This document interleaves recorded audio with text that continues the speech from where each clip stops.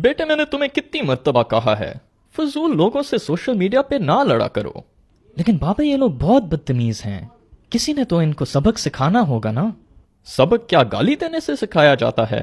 بابا گالی تو پہلے انہوں نے دی تھی، میں نے تو پہلے عزت سے سمجھانے کی کوشش کی. بیٹے لیکن اگر تم گالی دو گے تو تمہاری بات کو کوئی نہیں سنے گا، سب کو صرف گالی نظر آئے گی. لیکن بابا یہ لوگ میرے ملک کا مذاق اڑا رہے تھے اور اس کے اوپر فیملی والی گالیاں بھی دے رہے تھے. آپ سب کی عزت بچانے کے لیے مجبور تھا.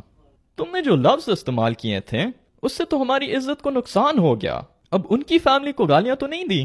نہیں بابا، میں نے ان کی فیملی کو گالی نہیں دی. میرا مسئلہ صرف انہی سے ہے جو میری فیملی کے پیچھے پڑے ہوئے تھے. چھوٹی گالی ہو یا بڑی، گالی گالی ہی ہوتی ہے. لیکن بابا وہ تکلیف تو رہے گی نا. اس کا مطلب ہے تم سمجھانے کے لیے نہیں ان سے بات کر رہے تھے، تمہیں بس غصہ نکالنے کا موقع چاہیے تھا. دیکھو رضوان، ان بچوں نے جو ہمارے خلاف کہا ہے وہ صرف الفاظ ہیں، ہماری تو ٹھیک ٹھاک زندگی جا رہی ہے رضوان. ہمیں ان کی سوچ سے نقصان نہیں ہوتا. جب بھی کسی سے بحث کر رہے ہو عزت سے بتایا کرو. اگر آگے سے وہ پھر بھی بدتمیزی کر رہا ہے تو بس رہنے دو، باقی اللہ دیکھیں گے. سمجھ گیا بابا، اگلی بار کوئی بھی مجھے انٹرنیٹ پہ تنگ کرے اور عزت سے بھی بات نہ سمجھے تو میں فوراً بلاک کر دوں گا. اگر آپ کو ہمارا پیغام اچھا لگا تو برائے مہربانی اس ویڈیو کو شیئر کیجیے.